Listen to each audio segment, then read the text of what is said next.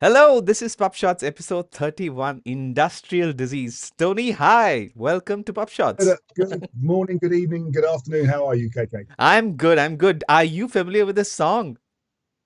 Industrial disease, dire Yeah, straits, of course. Yes, I must admit, it's not one I've listened to for a long time, but yes. yes, of course. Well, I had to pick something that we haven't used yet. We have used a couple of other Dire Straits songs. So this is from Love Over Gold 1982. So it's an album that Yeah, even I'm not. it's actually one of my favourite albums by them. That and Making Movies, two superb records. Yeah, Right. The reason why we are talking about industrial disease is that we are talking about a lot of research, integrity related things in this episode of Pub Shots, but we haven't introduced ourselves. My name is Dr. KK. I am the innovation officer at Trinka and Enago, and I'll let Tony introduce the show as well as himself and our brands. thank you, KK. So I'm Tony O'Rourke. I'm Vice President for Partnerships here at Enago. PubShorts is a regular podcast that KK and I record where we discussed articles that have appeared in the relevant press and the relevant media over the last week or so that affects scholarly communications, the world of scholarly communications and research. And I should also let you know who we are. I mean, we're from Enago. We're a language services company, both technology and human services, and we have a range of AI-based tools which we provide to researchers and to publishers and really anyone doing content creation that helps support their journey.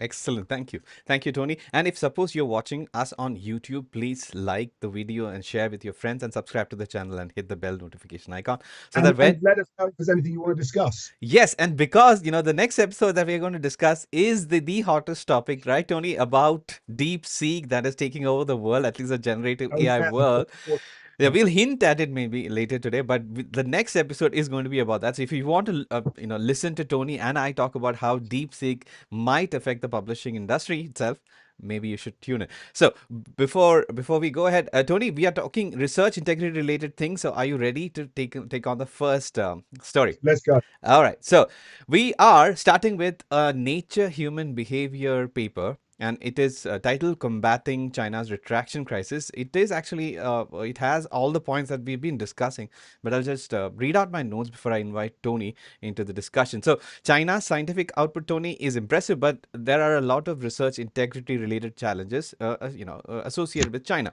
So, retraction rates for Chinese publications are increasing.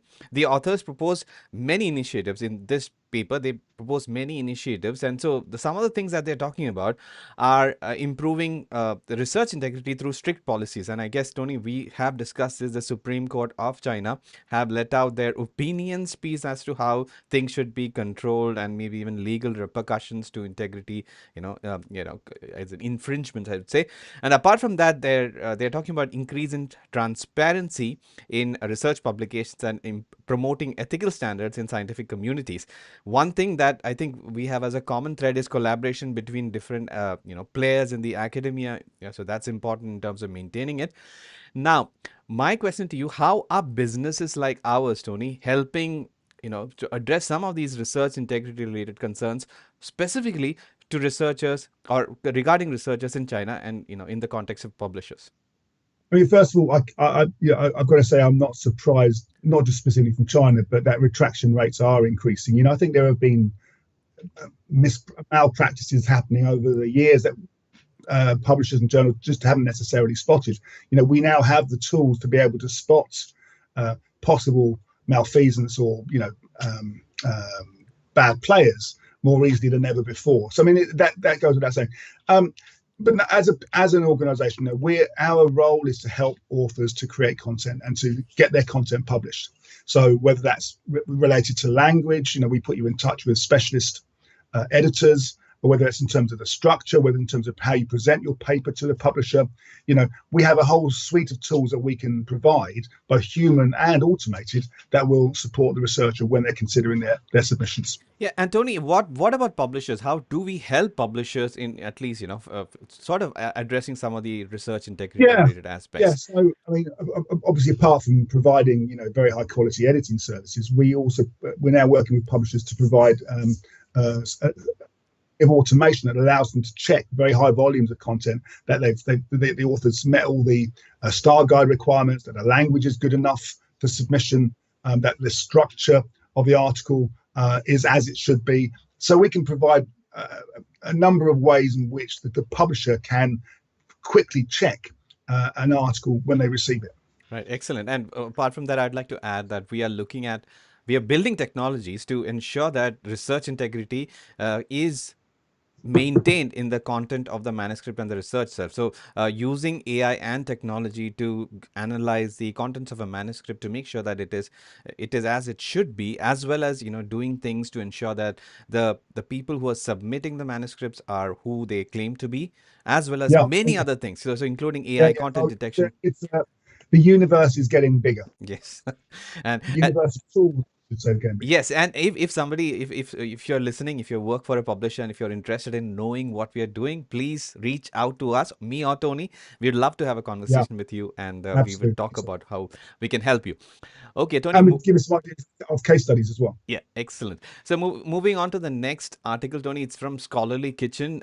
This is something that we've been following, but this particular term was interesting, so I thought we just should discuss it. The article is titled "The Genesis and Purpose of the Forensic Scientometrics Declaration: An Interview with Dr. Leslie McIntosh." So Dr. Leslie McIntosh is one of the people who have written, I think, the declaration itself. So I'll quickly read the article and then talk about the actual declaration itself. So this is based on a push to focus on quality over quantity in scientific publication to ensure that you have research integrity in place. And they talk about institutions playing a key role in maintaining scholarship standards.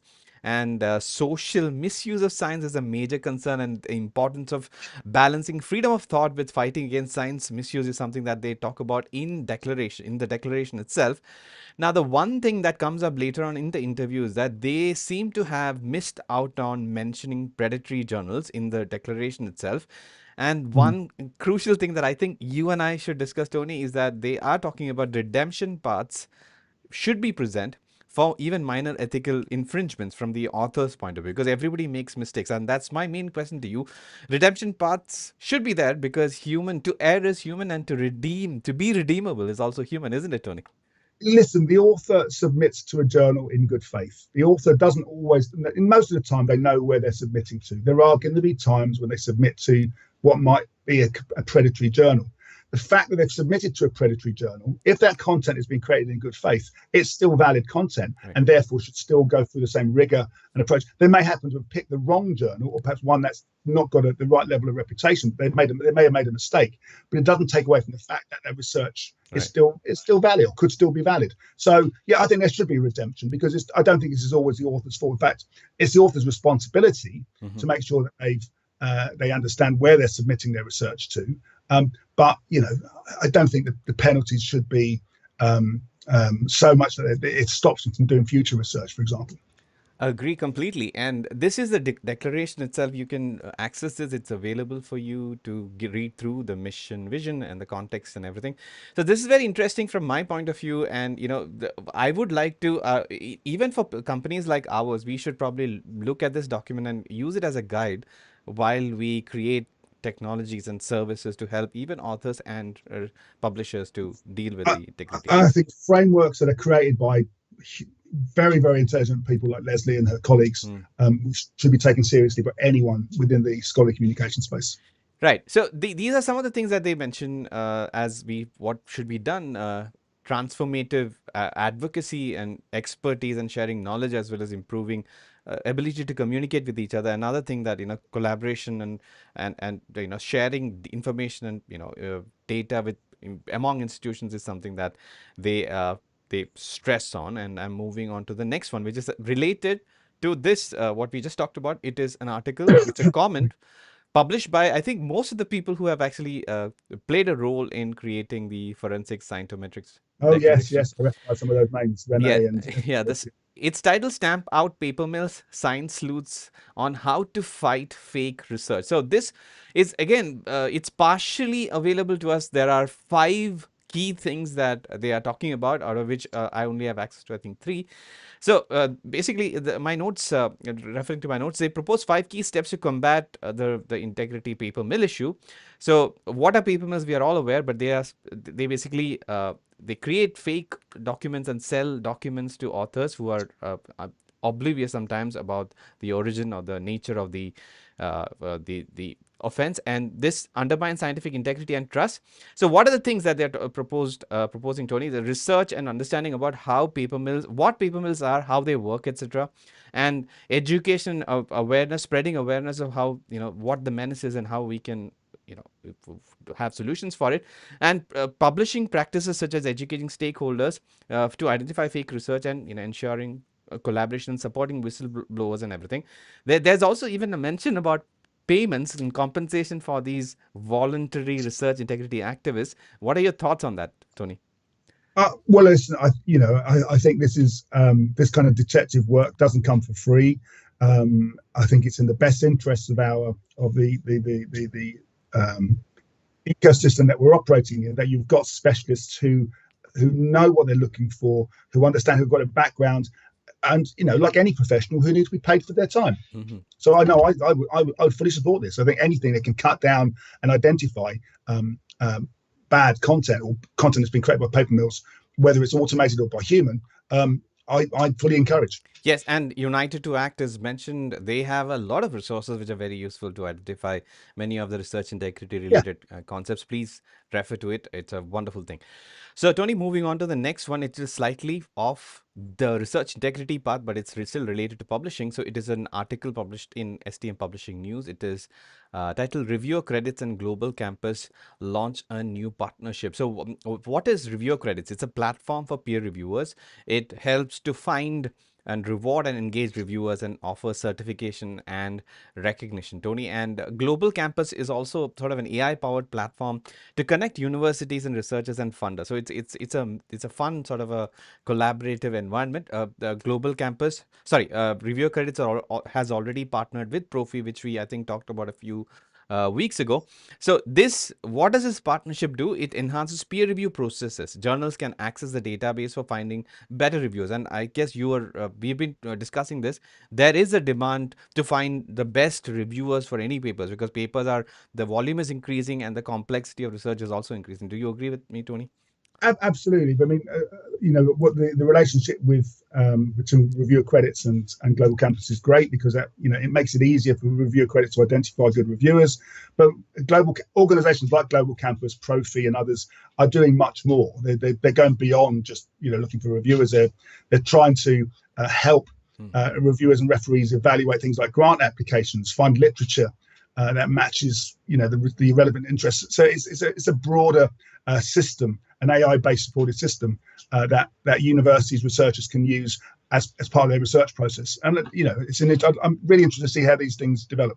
Right, and Tony, put yourself in the shoes of a researcher or a author who is approaching us, or in generally, how can they benefit from such collaborations like the ones between Review Credits and Global Campus? How would I know one of the things that we do, for example, is that we pre-review papers. An author can say, "Look, I'm thinking of submitting a paper to Journal X, Journal Y, whether it could be Science, it could be Nature, and they want to be able to identify. They want to understand what it is that they need to do to make sure the paper has the best possible chance of at least getting through the first stage of peer review. So using tools like this will just broaden kind of the universe of potential reviewers that we might want to use or we might want to contact to help those authors achieve their goals. excellent. We're going back to Scholarly Kitchen. This is an It's interest. a very small part of it's a very small part of what they do, but that's just one example. Right, right.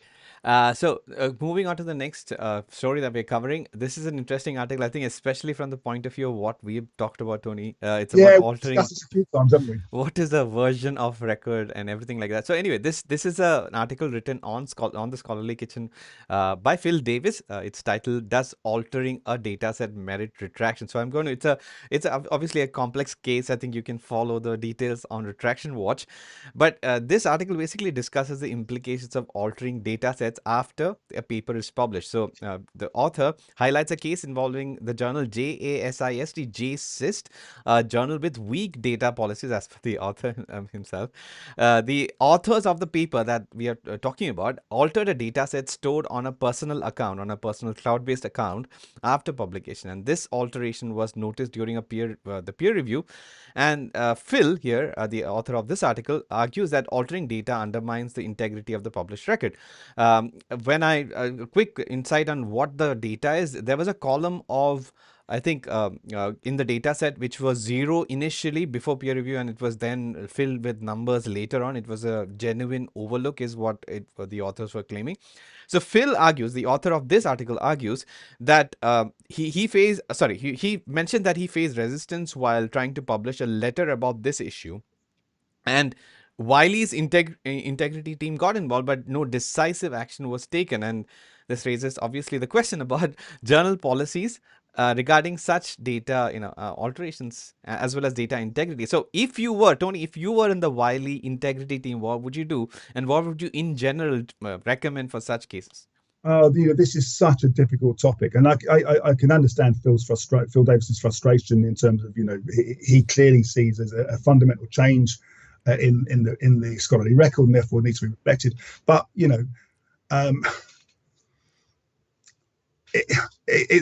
there is a change in the data. The change in the data reflects possibly the findings and the outcomes in later research. I think good practice would be for the publisher to be able to highlight, within the version of record, perhaps a note or a link to say, look, the data has changed.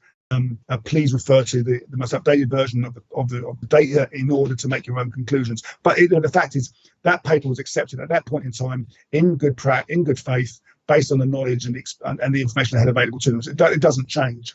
If it's retracted because someone identified fraudulent practice, for example, then yes, of course. I think it's a very difficult topic, and I think there should be ways where these sorts of things can be watermarked, as is happening already. Right. Has my image frozen? Yes, there are connection issues. So Tony is being brought in by the marvels of technology. So we seem to have a poor connection. So apologies for it. So Tony, do you want to see if something can be done at your end to improve the situation?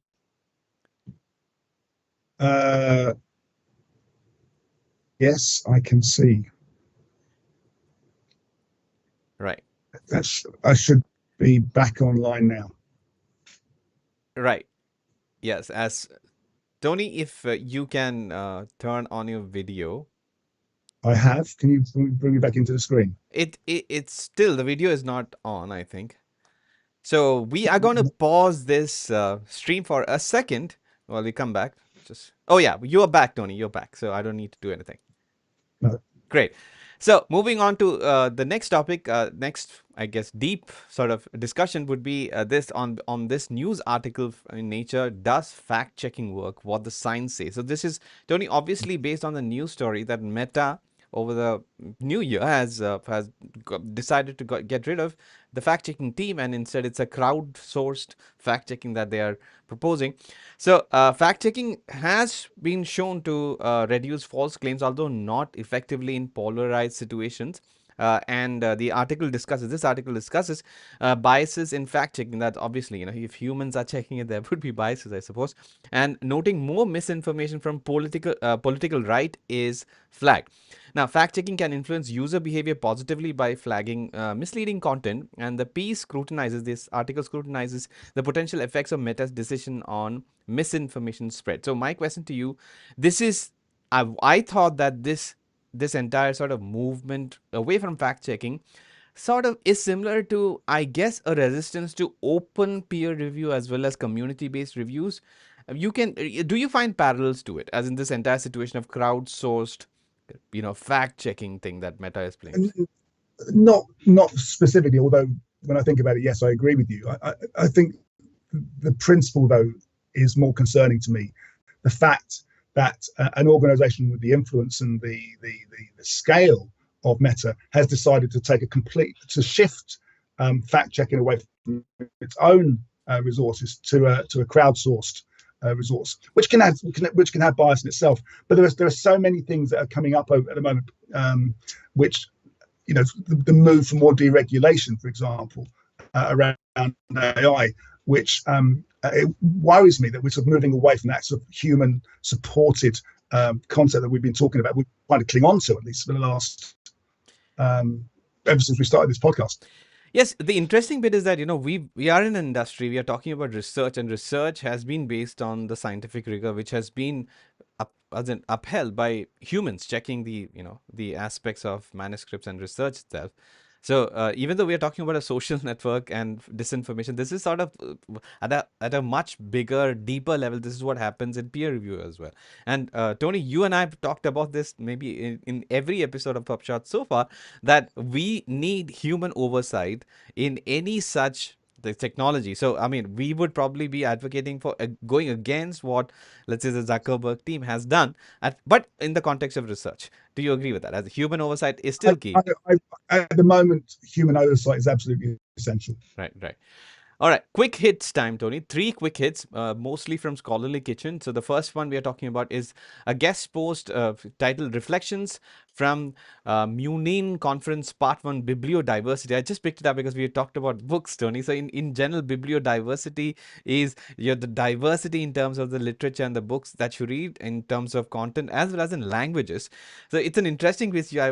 My notes basically say that we in the publishing world generally focus on English language publications.